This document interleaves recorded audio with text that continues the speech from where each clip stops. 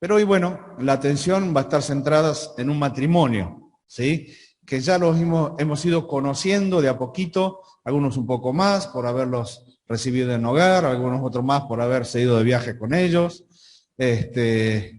Algunos los vamos a conocer esta noche, ¿sí? Así que les voy a pedir a David y Melina que vengan por acá.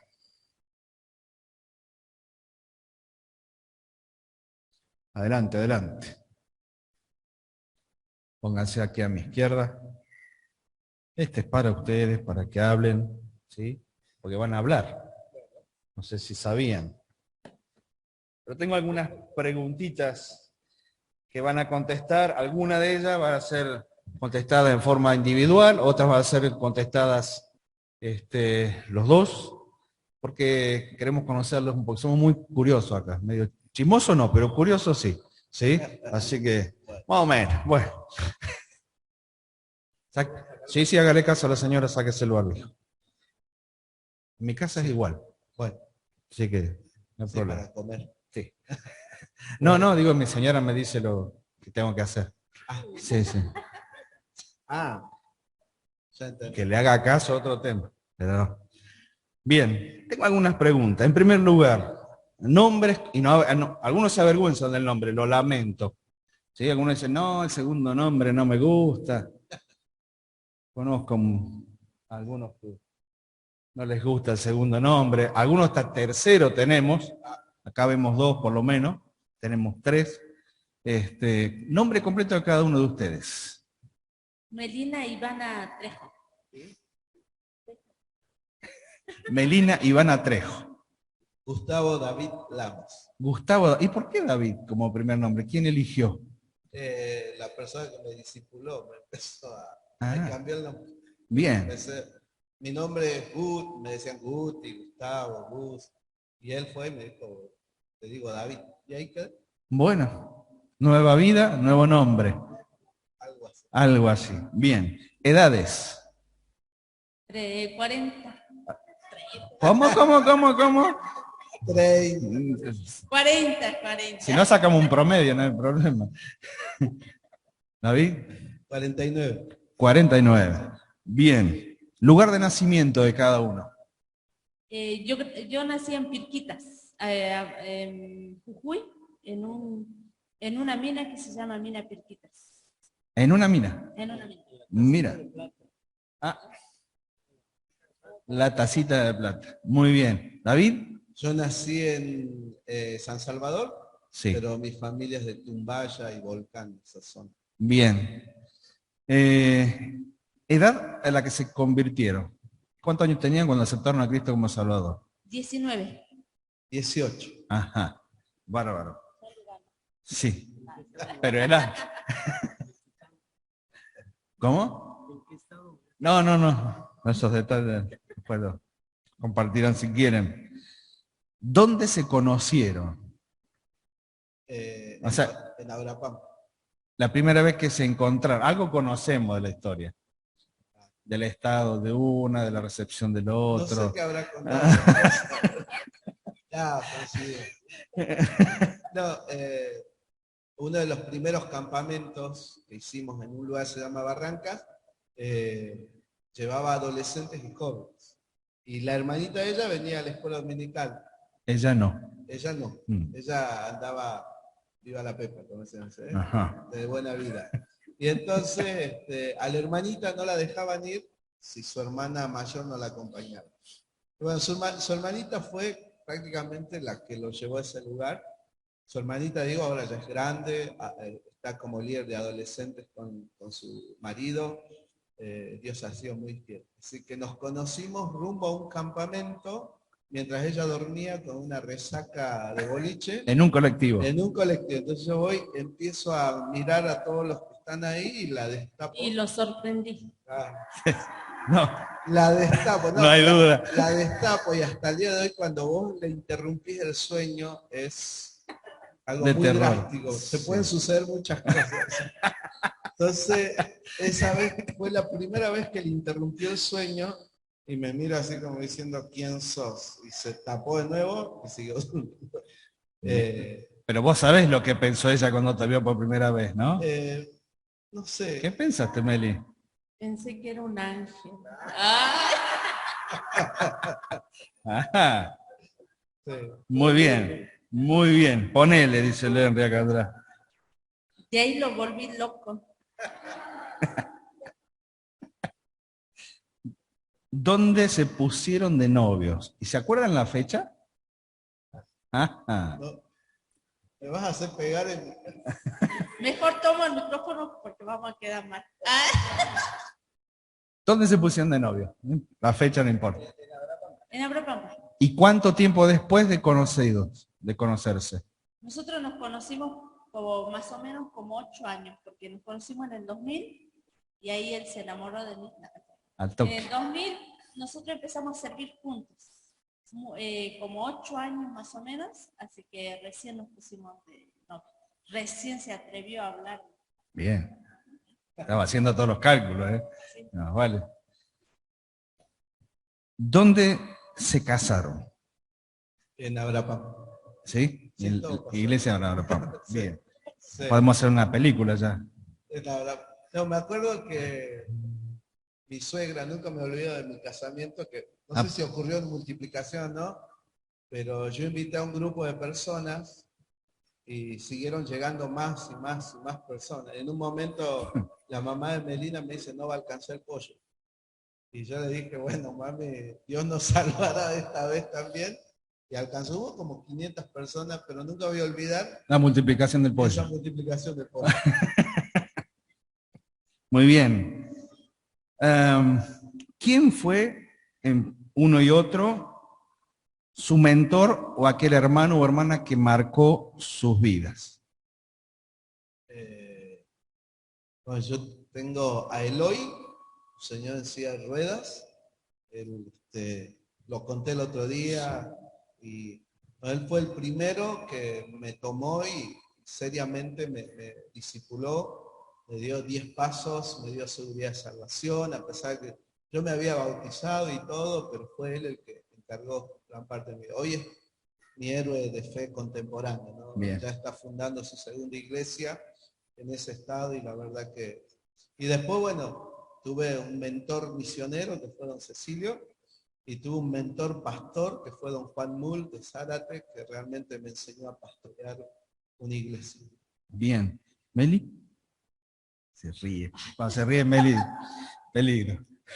Bueno, yo recibí a Cristo en mi corazón y después el primero que me discipuló fue él, por eso él me evangelizó, él me discipuló y él se casó conmigo. Ahora entendemos. No, él fue el primero que me discipuló, o sea, en Abrapampa no había una persona mayor a mi edad física y también espiritual, así que yo era la más grande en el grupo de la iglesia. Y después alguien que me llamó mucho la atención fue la esposa de Juan Moore, Norma. Bueno, resulta que yo, cuando él me dice, Melina, ¿podemos orar? No me dijo así, pero la cuestión es que me llevó en su camioneta una Ford blanca, de la radio salimos y me invitó por primera vez a llevarme a mi casa. Eso ya me pareció raro. Y cuando llegamos, él me dice que quería orar conmigo, se estaba orando por mí. Yo le dije, no, no, porque no, ni loco. No, le dije. Y resulta que, bueno, él me dijo, bueno, no sé qué habrá pasado con él, pero resulta que yo me quedé con esa intriga, la cuestión que yo no pasaba nada con él, pero resulta que empezó a pasar un tiempo y empecé a sentir algo por él. Entonces dije, oh no, pero él ya me habló ya. Y yo le dije que no, así que debe estar pensando en otra. Así que yo me quedé así, yo no tenía a quién llamar ni nada. Y resulta que tenía el número de esta hermana, una hermana mayor, Norma. La llamo y le digo, hola Normita, y le cuento lo que me pasó. Y yo le digo, ¿qué me aconsejas? Y ella me dice, anda, háblale vos, me dijo. De arma a tomarla, hermana, ¿eh? Ay, dije, ay, qué consejo, no sé yo cómo, sí, vive todavía. O sea, sigue aconsejando. Ándame, y bueno. ¿Alguien necesita el número? Por las dudas. Tomen nota. Y yo Me llamó la atención, pero ella me dijo así, segura. Yo le dije, ¿estás segura, Norma? Porque la Biblia dice otra cosa. Y ella me dijo, no, anda, háblale vos. Y yo fui, me armé de coraje y fui a hablarle a él. Pero cuando llegué a su casa, toqué la puerta y le digo, quiero hablar con vos. Y él me dijo, no, yo también quiero hablar con vos un ratito. Y yo le dije, y él me dijo, ¿quién comienza? Y yo le dije, bueno, vos. Y él me dijo, bueno, Meli, yo sigo orando por vos. Así que, y yo dije, ¡ah! Qué bueno, la Norma sabía lo que estaba pasando. Y la, y la cuestión, que yo, cuando él me dijo, ¿y vos? No, nada, no le dije nada. No le dije nada, así que bueno, ese día también le dije, la verdad es que yo también estoy sintiendo algo, así que nos pusimos de novio y a los 2 meses nos casamos. Muy bien. Tenga, todavía quedan algunas más. ¿Cuándo salieron a la obra misionera? Bueno, yo salí soltero, ¿sí? Bien. Entonces, en el 2000,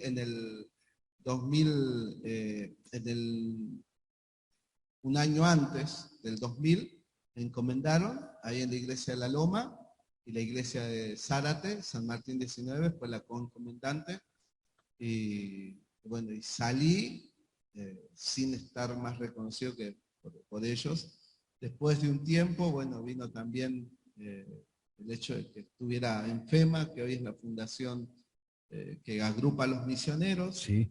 que para el mundo evangélico del norte es importante. Sí. O sea, vamos a ser honestos, ser de FEMA es una cosa y no ser de FEMA es otra cosa. Yo creo que misionero es el que hace la misión, ¿no? Pero bueno, Dios nos dio esa oportunidad que también la usamos como una hermosa ventaja espiritual para poder seguir edificando la iglesia, ¿no? Y cuando ella se casó, prácticamente se acopló al proyecto. Claro, se acopló al proyecto. Aunque ella alguna vez soñó y esperó tal vez que ella también fuera encomendada, ¿no? Pero bueno, la iglesia nuestra la reconoció y hasta el día de hoy es una gran sierva de Dios. Nosotros tardamos 8 años porque no nos dábamos permiso. Es feo ser amigo de alguien es feo, digo, ser amigo de alguien que puede llegar a ser tu esposa, porque a veces vos tenés ese límite de ético de decir, bueno, no voy a pensar en esa persona. Puedo pensar en muchas cosas, pero en esa persona no. Así que por eso también nos costó un poquito entender que Dios quería que estuviéramos juntos. Bien. Esto es para Melina.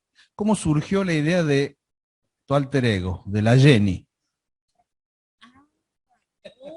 Resumen. Bueno, tenés 30 segundos. A ver. Resumen. Bueno, resulta que en la radio yo ya hacía el programa con David y siempre contaba chistes. Así. Contábamos chistes y resulta que una vez David se fue a un viaje y yo me quedé con el otro grupo de los chicos. Y nosotros nos quedamos y estábamos metas a hacer chistes así, y los chicos dicen, empecemos a probar cosas. Como él no estaba. Así que nosotros empezamos a probar. Y una de las cosas que probamos eran voces de niños, etc. Pero resulta que va un chico y me dice, hace de la abuelita porque hay que mandar un comunicado. Hay que mandar un comunicado. Allá en la radio vos mandás comunicado. Salgan, Estefanía, salga a la ruta, espera el camino, le estamos mandando una encomienda, dice así. Entonces a mí se me ocurrió hacerlo, pero de abuela. Entonces yo lo hice como la Jennifer y resulta que a los chicos les re gustó.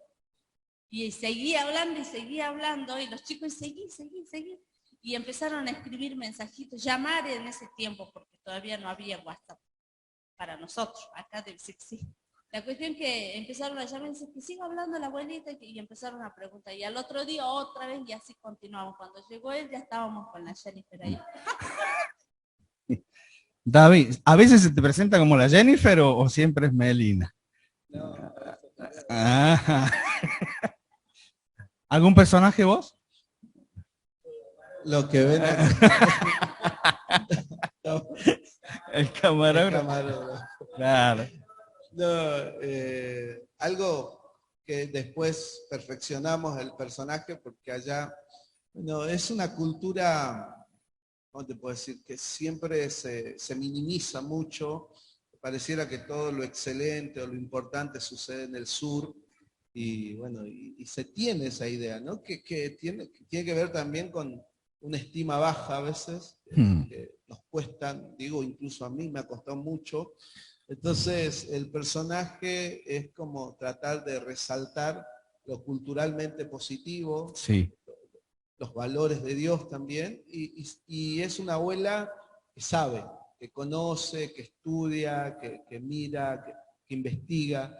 Entonces ha sido también darle ese ánimo a la población y a la cultura donde vivimos, que es una cultura colla, a poder desarrollarse, a poder estudiar, a poder entender, aprender, visitar, por ejemplo. Por eso cada vez que vamos a algún lugar, vemos cómo son los lugares. Ahora me llevó filmando todo Villa Pegüeña, así que pobre Alberto, yo era camarógrafo, él era remis, ¿viste?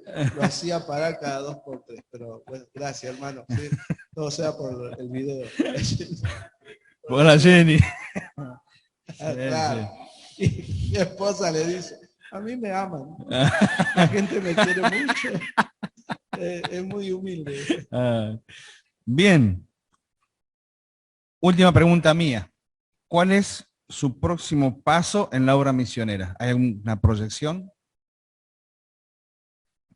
A ver, un próximo paso es tratar bueno, ya estamos proyectando obreros, pero nos gustaría ver a alguien ya en la misión, o sea, ver un matrimonio que esté en la misión.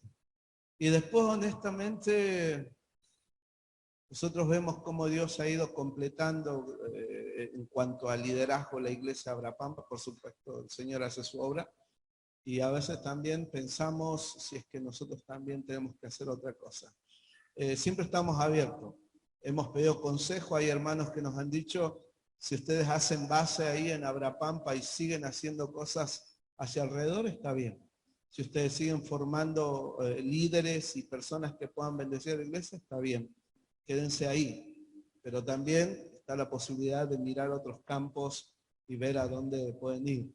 Así que bueno, estamos en esas dos alternativas. Por ahora vemos todavía el liderazgo joven. Nosotros, o sea, lo lindo del número de iglesia, que a veces les cuento que son de 200, 250 personas, hay mucho adolescente, mucho joven, mucho matrimonio joven.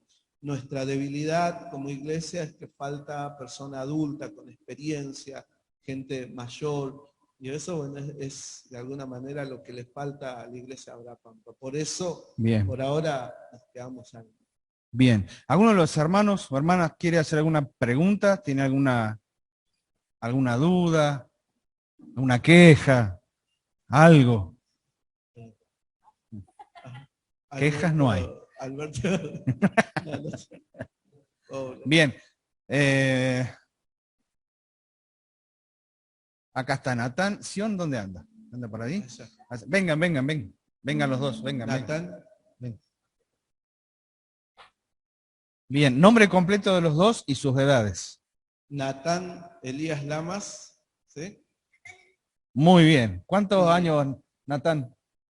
¿Cuántos años? 7. 7. Sion, nombre completo. Melina Lamas y otro. Traducción. Amalia Melina Lamas, alias La Sion. ¿Sí? Alias La Sion. Sí. Bien. ¿Cuántos años?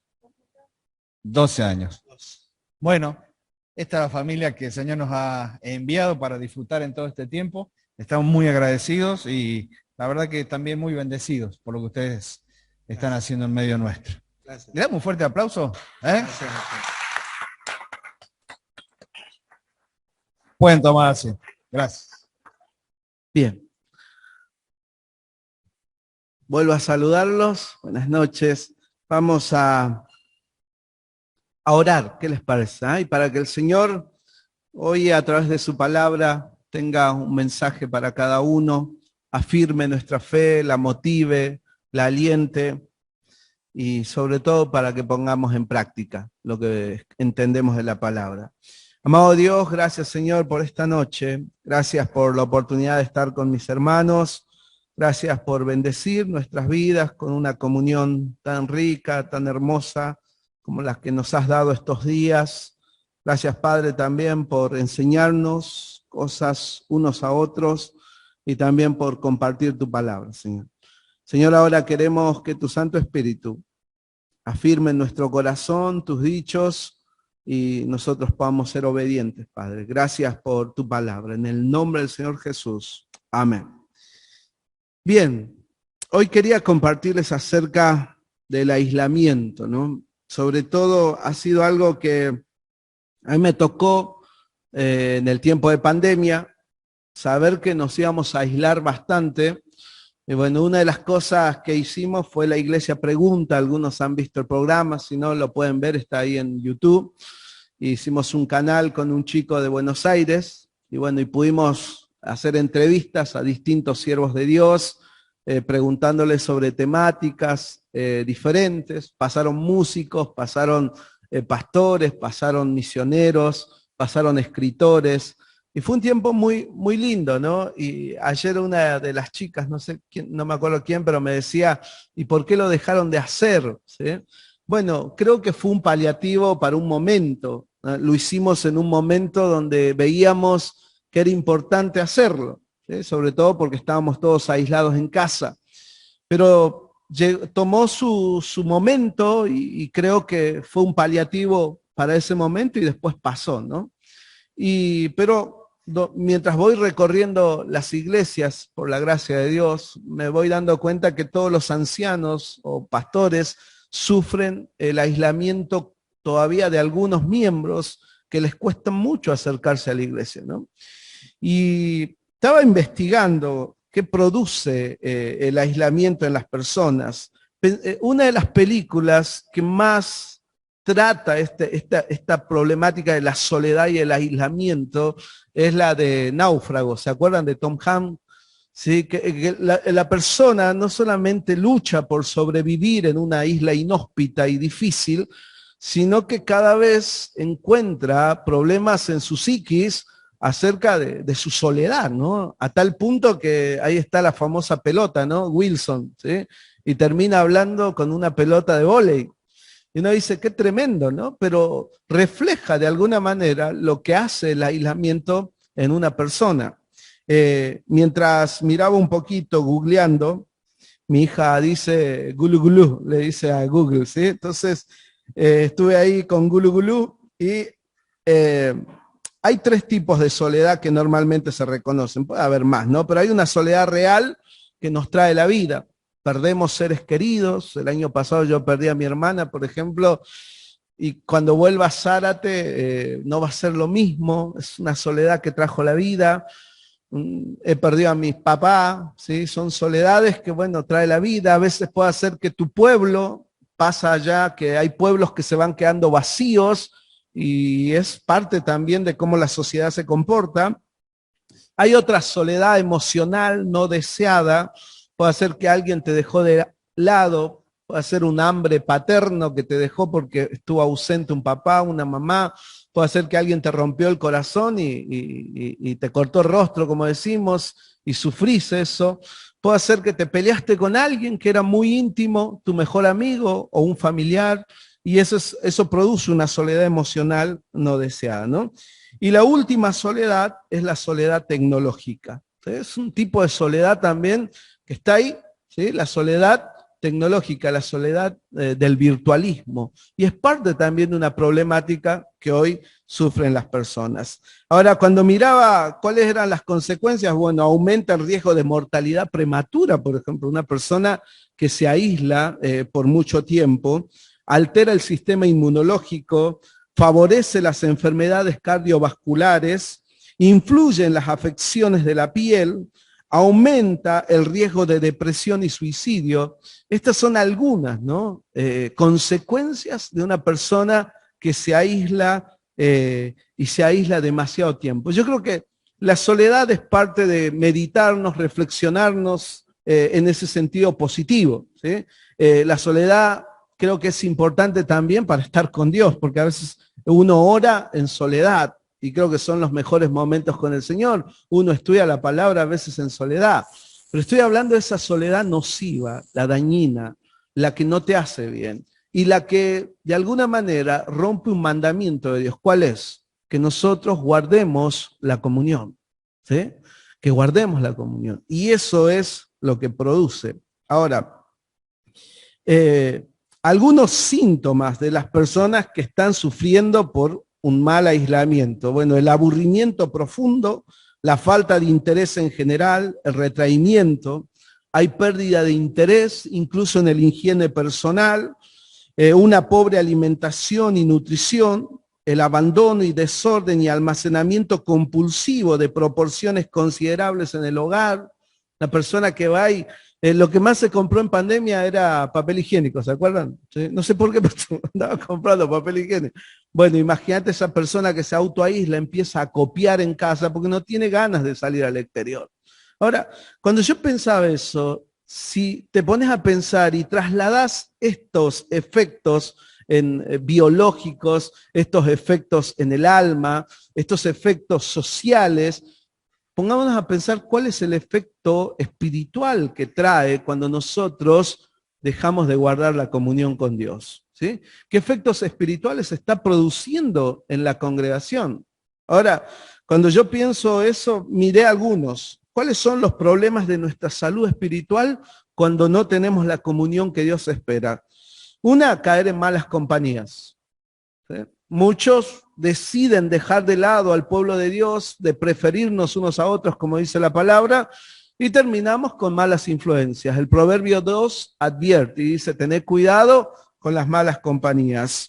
La vanidad de las relaciones virtuales, porque muchas personas piensan que en la virtualidad se puede tener cierta relación, pero a veces no te vas dando cuenta, pero es algo así inflado, que después cuando te das cuenta es muy vanidoso, ¿sí? Es muy inflado.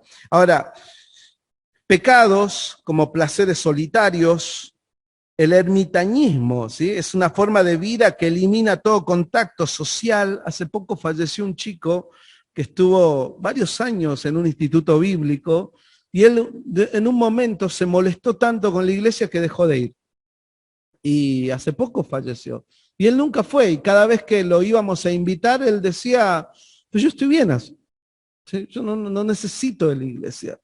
Y de alguna manera se fue transformando en un ermitaño espiritual, ¿no? O sea, no era mala gente, no es que hacía algo dañino, pero no era parte práctica del cuerpo, de ser familia, de ser rebaño. Entonces cayó en eso.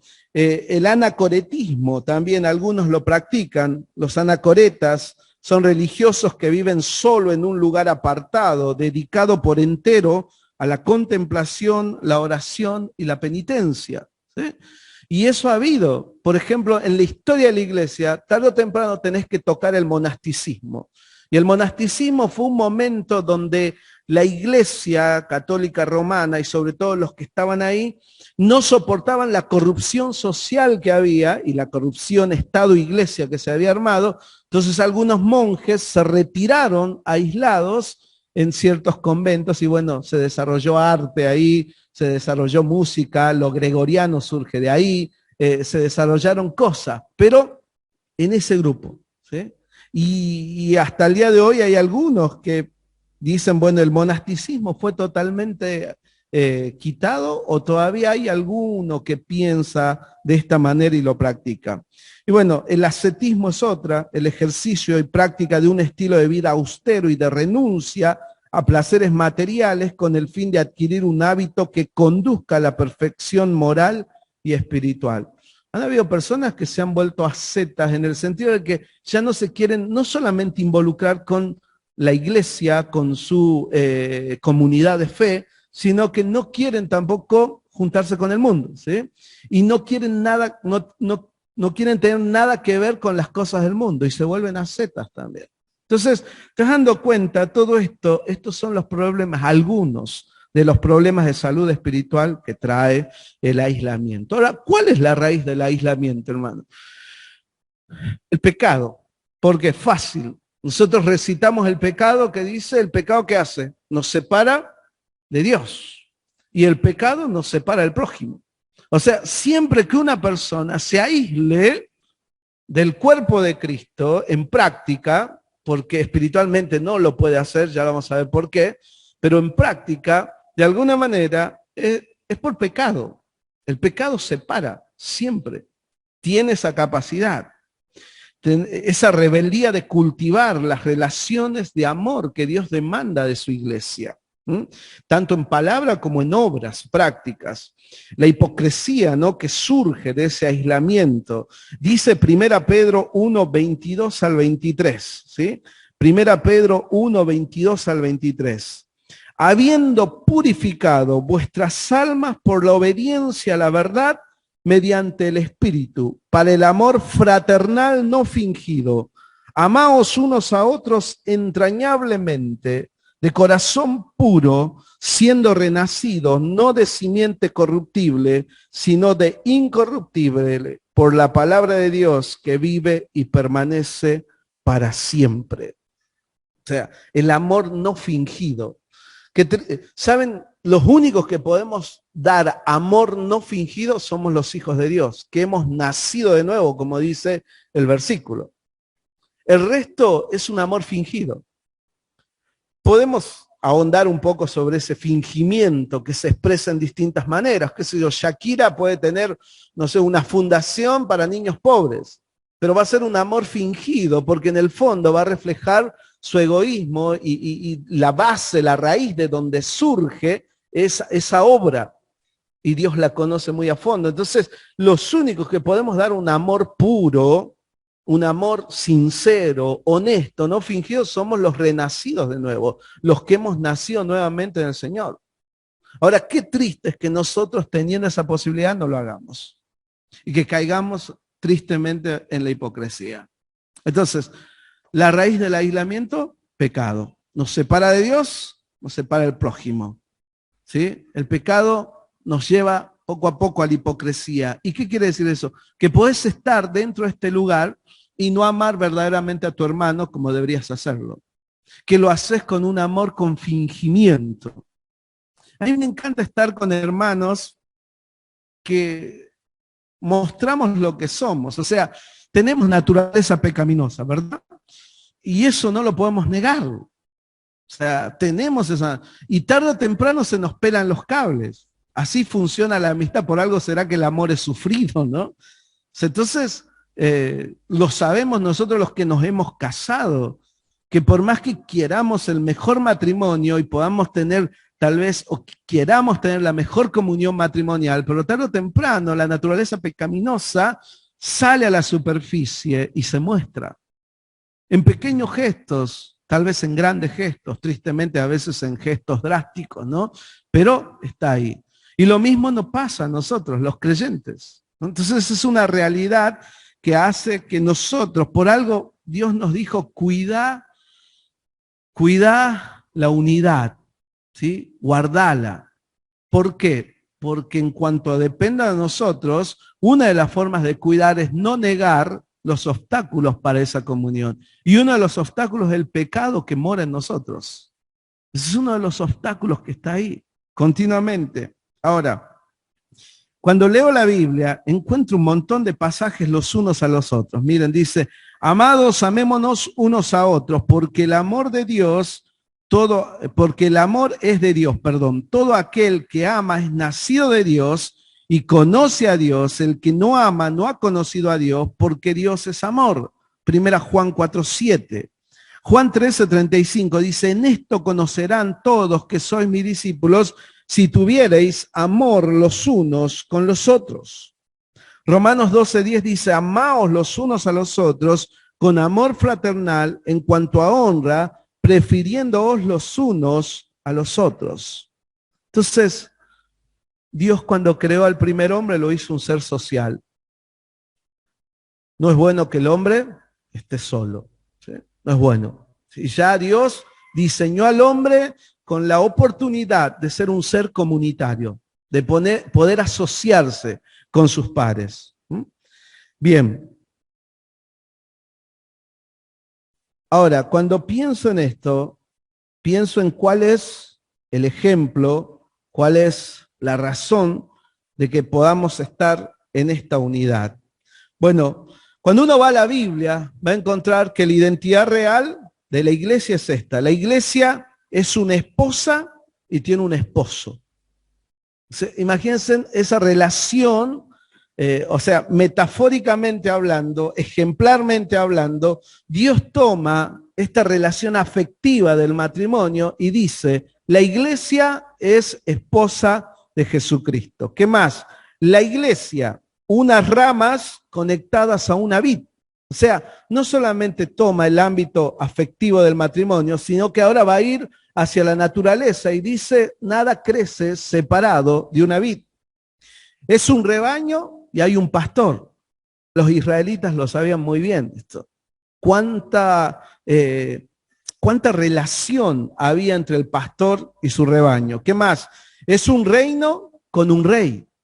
Y te habla también de esa esfera política. No podemos hacer lo que se nos cante la regalada gana, como decimos, sino que tenemos un rey y tenemos normas de parte de ese rey y somos súbditos de ese rey.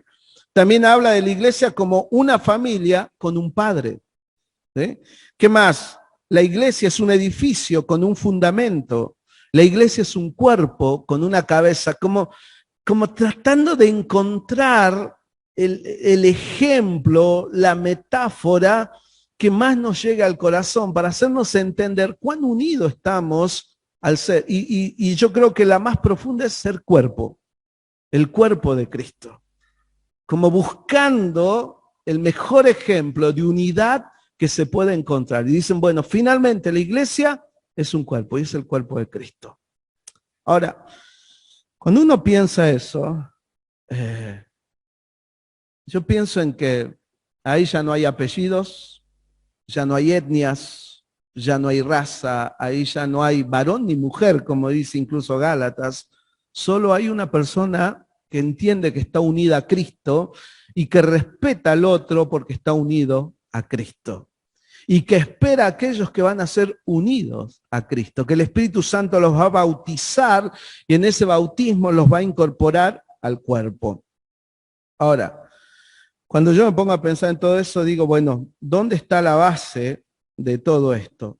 Y bueno, la iglesia tiene como base de unidad el modelo de comunión está en la Trinidad, en una relación perfecta y eterna. Dios Padre, Dios Hijo, Dios Espíritu Santo, ¿sí? Viviendo en comunión perfecta y eterna. Ahí está la base. La otra, ¿dónde está la razón? Bueno, fuimos creados a imagen y semejanza de Dios. Por ende, somos llamados a copiar a Dios. Por eso más adelante en Efesios dice, vosotros como hijos amados, sed imitadores de Dios. Entonces, ese es el desafío. ¿Qué más? El ejemplo divino humano es Jesús, que toma forma humana y se relaciona con nosotros en carne y sangre. O sea, no tenemos solamente un Dios a distancia, no, tenemos un Dios presente. Jesús dijo, Dios es espíritu, y aunque no lo veamos, Él está. No solamente eso, tenemos a Dios hecho carne en Jesucristo, y eso habla de que Él habitó entre nosotros, puso su tienda entre nosotros, fue un vecino de nosotros, fue un humano junto a nosotros, 100% Dios, 100% hombre. Entonces, no hay forma de evitar la presencialidad, ¿se entiende? Esto a ver, la pandemia ha traído esa palabra, presencialidad o virtualidad. La presencialidad más clara es la de Cristo y el Verbo se hizo carne y habitó entre nosotros. Entonces, la virtualidad va a ser un paliativo siempre. Ahora, la virtualidad es muy infantil, ¿sabían? Yo tengo a mis hijos, ojo, cómo la uses, ¿no? Pero la virtualidad tiene una parte muy infantil y egoísta. Por ejemplo, ahí vos podés crear tu mundo. A ver, yo tengo en Facebook, porque voy así a veces visitando personas y me dicen, te mando una solicitud. Bueno, y en el Facebook uno puede llegar a tener hasta 5.000 amigos, 3.000 amigos. Otros tendrán menos, 200, 300, pero ¿cuánto de eso es real?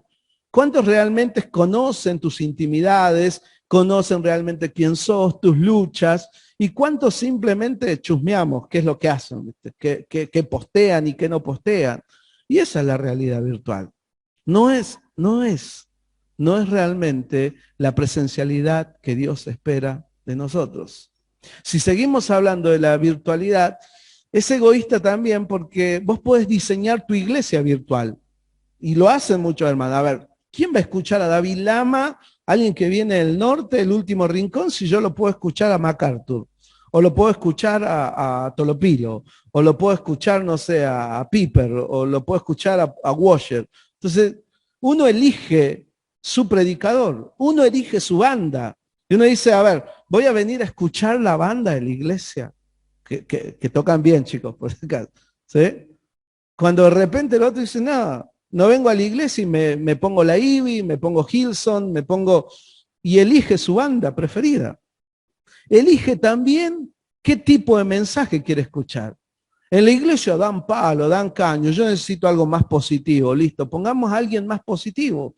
O sea que, de alguna manera, la virtualidad tiene esa parte infantil y egoísta, de diseñar incluso y fundar tu propia iglesia, plantar tu propia iglesia con un miembro que está cómodo y ese miembro sos vos. O sea, que en realidad no es la iglesia que realmente es la iglesia de Dios. La iglesia real es otra. Nos topamos unos a otros continuamente, ¿sí? Nos rozamos unos a otros. Yo ya estoy, ya vamos a cumplir los 10 días en la casa de Alberto. Y yo hospedo personas. Y yo sé que el primer día, segundo día, tercer día, cuarto día, quinto día, y por más que uno tenga el mejor ánimo y la mejor disposición, pero tarde o temprano te vas dando cuenta que esa persona interrumpe tal vez tu movimiento normal y cotidiano. Y no lo hace de malo. Es parte de la vida, de repente recibir a alguien por un momento. Y eso hay que enfrentarlo. Yo lo tengo que enfrentar. A veces van hermanas a mi casa y yo tengo muchas cosas que hacer, pero bueno, tengo que atender al hermano. Y eso me limita. Y está bien, uno lo hace con amor, pero también lo hace con sufrimiento, hermano. Yo sé que ellos, y yo cuando va a mi casa, porque de eso se trata la comunión es sacrificio. Sacrificamos tiempo, sacrificamos nuestra forma de movernos por estar con el otro. Y eso es bendecido por Dios. Por eso el amor es sufrido. Por el amor es sufrido. Entonces, cuando pienso eso, digo, yo estoy en una iglesia real y quiero ser real y quiero tener una comunión real. Ahora, la práctica que se nos pide es la administración mutua. Hemos sido diseñados para compartir una vida en común, un amor en común, un propósito en común, una verdad en común, para experimentar un poder en común. Hace poco estuvimos en Córdoba y algo que nos decía el hermano, me decía, ¿sabes qué? Volvimos a la pandemia, nos empezamos a congregar, empezamos a hacer funcionar todo presencialmente, pero siento que nos está faltando un proyecto que nos junte de nuevo. Y él lo entendía así.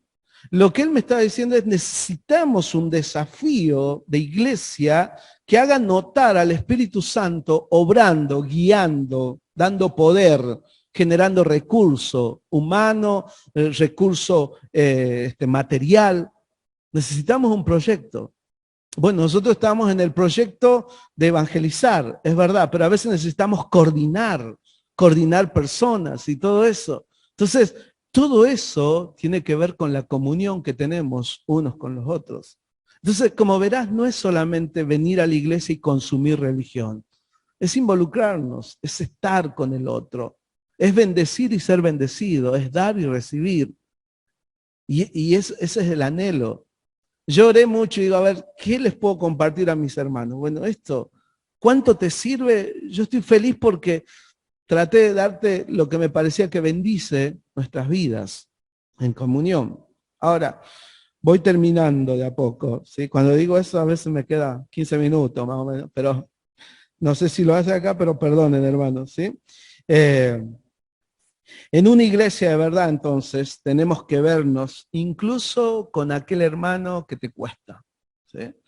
Incluso tenés que verte con el que por un momento se puede transformar en tu enemigo, y por algo Jesús mandó a amar a nuestros enemigos, ¿no?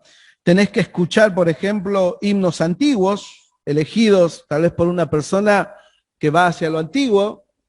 Tenés que, la gente más mayor tiene que aguantarse los coros más pop, ¿sí? La batería y tantas otras cosas, pero todos hacemos un ejercicio de comunión. Y vuelvo a repetir, el amor es sufrido, hay sacrificio, hay adoración. Nadie nos dijo que iba a ser fácil. Nadie nos dijo, nos dio el amor y lo derramó en abundancia en nuestros corazones para que podamos entregarlo a nuestros hermanos. ¿Cuál es la base de nuestro compañerismo? Miren, la base del compañerismo no es emocional. Muchos toman como base de compañerismo en la iglesia lo emocional. ¿Me siento bien? No me siento. Hoy no pinta ir a la iglesia. Hoy estoy con ganas de alabar y adorar al Señor porque me vino el aguinaldo, no sé, cosas como esas, ¿eh? Hoy, no sé, siento ese ataque de amor y de emocionalismo. Y no, nuestra comunión no está basada en eso. No está basada en las emociones, no está basada en lo denominacional. Es decir, no, yo, porque soy hermano libre, ¿sí?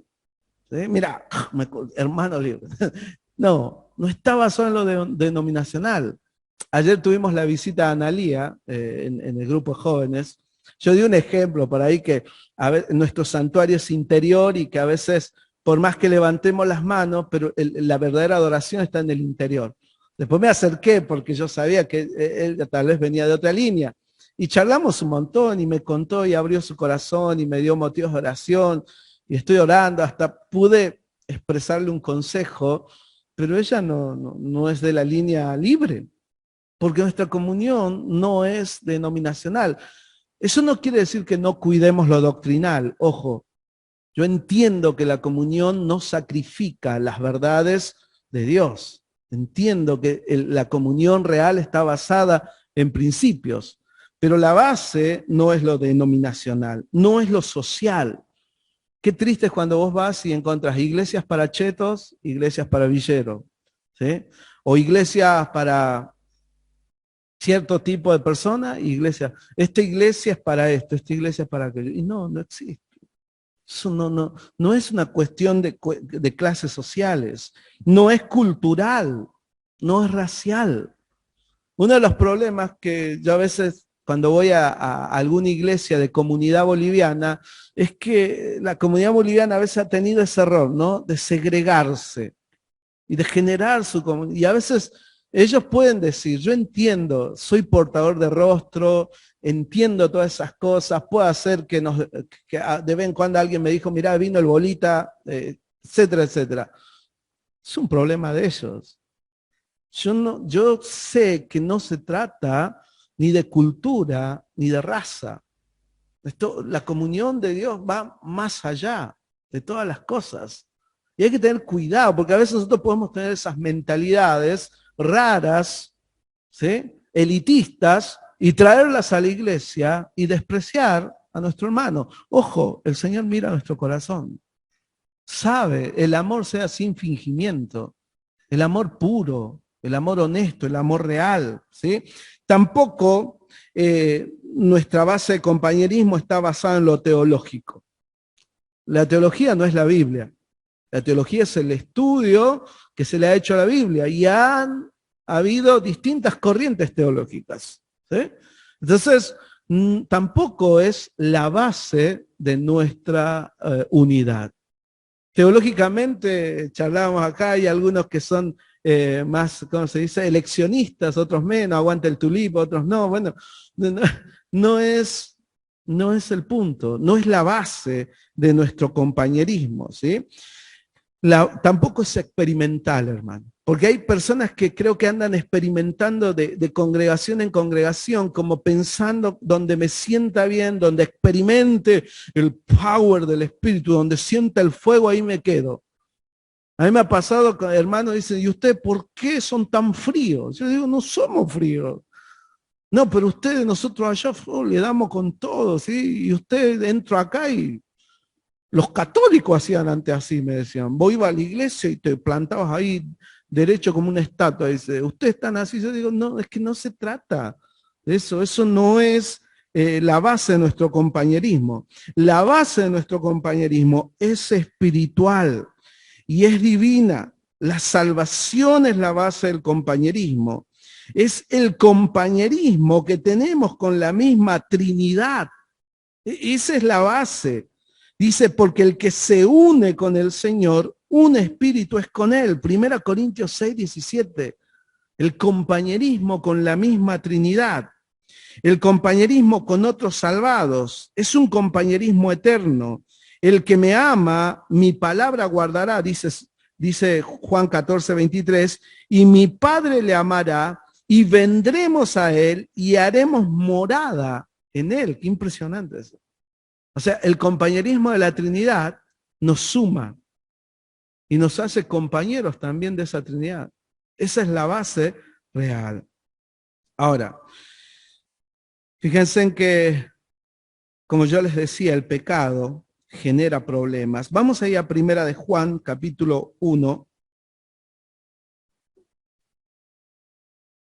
Y ahí sí, ya voy a ir concluyendo. ¿Sí? 1 de Juan, capítulo 1. Vamos a leer desde el versículo 1. Dice, lo que era desde el principio, lo que hemos oído, lo que hemos visto con nuestros ojos, lo que hemos contemplado y palparon nuestras manos tocante al verbo de vida. Me encanta cómo Juan apela a los sentidos que tenemos, para hablar de la comunión. Y vuelvo a recalcar, la presencialidad también pone en juego nuestros sentidos. Te veo, te huelo, perdón si era algo malo, pero bueno, te veo, te huelo, te palpo, te agarro la mano, ¿sí? Te doy un beso, el ósculo santo. Y Juan está hablando de eso es lo que vivimos con Cristo. Como casi diciéndote, hasta algunos dicen, la lítera estuvo cerca de Jesús cuando habla de que se recostó en su pecho. Pero yo creo que fue literal. Cuando se acercó a preguntar, realmente se acercó y se acostó un momento en el pecho de Cristo. ¿Sí? Pero bueno, la cuestión es que él un poco más te está diciendo, yo lo palpé, yo lo vi, yo lo escuché, yo lo miré, yo lo toqué.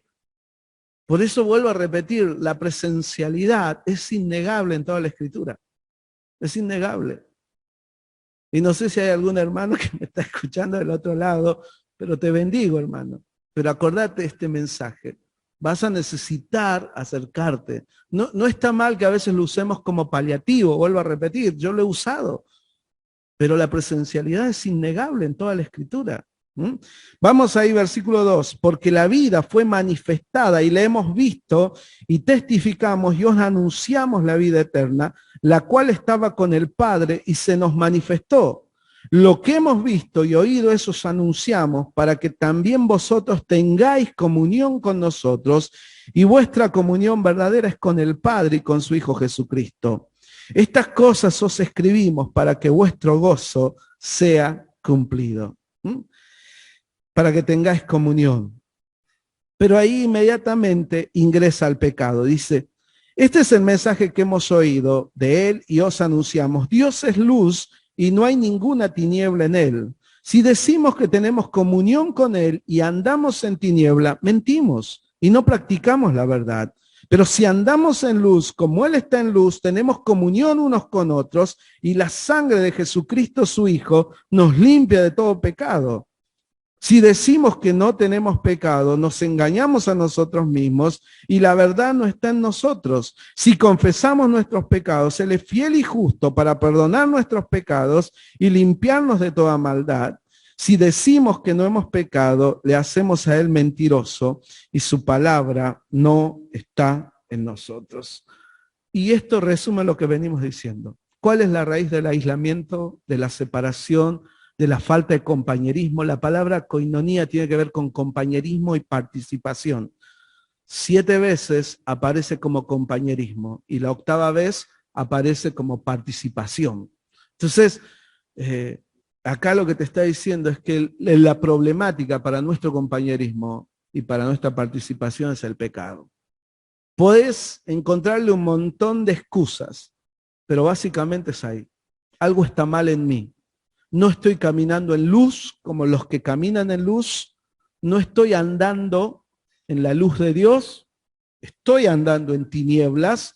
Hay algo oscuro en mí que necesito realmente rendir cuentas con Dios y ponerme a cuenta con Él, pedir perdón a Dios, ser limpiado de todo pecado y poder practicar esa comunión limpia, abierta, sin pecado. Es lo que termina diciendo ahí Juan. Y si caemos, porque a veces podemos caer en algún momento, rompemos nuestra comunión con Dios y a veces caemos también porque rompemos la comunión con el otro. Ahora, alguien dijo, y esto me encantó, ¿no? Cuando estás en un barco, a propósito, nos llevó a pasear en el lago Alberto y fue toda una experiencia para nosotros. Y yo estaba seguro ahí arriba. Me podía caer en la lancha, pero al agua no. ¿Sí? Y yo creo que eso es cuando estás en Cristo. Puede ser que a veces te caigas, pero estás en Cristo. De Él nunca te vas a caer. Nunca. Nunca. Por eso, cuando nos caemos, porque fallamos en nuestro carácter o el otro falló en su carácter, pedimos perdón, retomamos esa comunión y seguimos en el barco. Estamos en Cristo. Estamos en Cristo y seguimos adelante. El compañerismo cristiano no es un ideal que debamos realizar, más bien es una realidad creada por Dios en la cual participamos. Te lo vuelvo a repetir. El compañerismo cristiano no es un ideal que debamos realizar. Y digo esto porque hay veces están esas ideas, ¿no? Me acuerdo, ¿se acuerdan de esa canción Juntos por África? Donde cantaban todo en los 80, se unían, ¿sí? USA for Africa, ¿sí? We are the world, ¿sí? Ahí está, ¿sí? Entonces, ¿qué es lo que intentaban? Unirse, ¿sí? Un ideal. Ahora el ideal es nos juntemos los países que tenemos vacuna y le demos un poco a Sudáfrica. No le dieron Omicron. Consecuencia, una de las razones por las cuales se cree. Vivimos en un mundo mezquino. No nos gusta hacer partícipe al otro de las cosas que Dios nos ha bendecido. Bueno, los hijos de Dios no somos así. Nosotros participamos con el otro y lo hacemos partícipe también de las bendiciones que el Señor ha puesto en nuestras vidas. Y yo quiero decirles algo, querida iglesia. Ustedes me sorprendieron, honestamente. No sabíamos a dónde veníamos, con quién íbamos a estar, pero nos llenaron de afecto, de cariño, nada. Y lo necesitábamos con Melita. Necesitábamos este tiempo. Honestamente les digo. No sé si prediqué bien o mal. No sé si por ahí mis hijos que son medio revoltosos ahora sacaron los papeles del baño. Entonces ya lo estaban mirando ahí. Pero si hay algo que les quiero decir, es que han bendecido nuestras vidas. Y lo necesitábamos. Creo que ahora volvemos. Yo vuelvo a Abrapampa. El lunes que viene salgo a Maimará con un retiro de 2 días. Termino ahí. Ese mismo día me voy a Monterrico. Estoy otros 2 días. Termino ahí. El jueves arranco con una conferencia de fin de año. Termino ahí y comienzan los campamentos en Abrapampa. Termino ahí, me voy a Córdoba. Termino ahí, vuelvo a otros campamentos. O sea, voy a tener, pero me voy con las pilas cargadas, con el tanque lleno. Y ustedes también van a ser partícipes de toda esa obra que el Señor ha hecho. Así que imagínense en qué bueno es compartir y participar. Es la gran bendición que Dios nos da. Y ojalá que lo podamos valorar. Y vuelvo a repetir, no es un ideal que tengamos que alcanzar. No, es una realidad en la cual somos llamados a participar. Esa es la gran diferencia. Si yo agradecería todas las cosas, hoy día, por ejemplo, Antonella llevó a mis hijos al cine. Allá en Abrapampa no hay cine. Nada, gracias. Pues mis hijos volvieron felices, Tan felices que mi hijo se puso a jugar con una pelota. Bueno, pero volvieron felices. Y yo les agradezco. Realmente me han bendecido como iglesia y me han sorprendido. Seguramente los hombres de Dios que hay acá motivan mucho a eso y estamos agradecidos. Vamos a orar. Amado Padre Celestial, gracias por hacernos compañeros de esa hermosa Trinidad. Gracias por habitar en nosotros, por tu Santo Espíritu. Gracias, Señor, por bautizarnos con tu Santo Espíritu y Él nos bautiza y nos incorpora al cuerpo de Cristo, su iglesia. Gracias por hacernos iglesia, una familia de fe, un rebaño, un edificio espiritual. Señor, gracias. Gracias por tanto. Éramos tan huérfanos y hoy tenemos Padre. Estábamos tan solos y hoy tenemos una comunidad de fe. Gracias, Padre. Gracias porque aquí hemos aprendido a pulir nuestro carácter, a dar amor aun cuando sea sufrido. Y hemos aprendido, Señor, a crecer, a dejar nuestros egoísmos. Gracias, Señor, porque seguimos aprendiendo. Y cuando surge algo malo, gracias porque nos perdonas y nos limpias para que esa comunión continúe. Bendito Dios, eres único. Por eso te adoramos y te bendecimos. En el nombre del Señor Jesús. Amén. Gracias.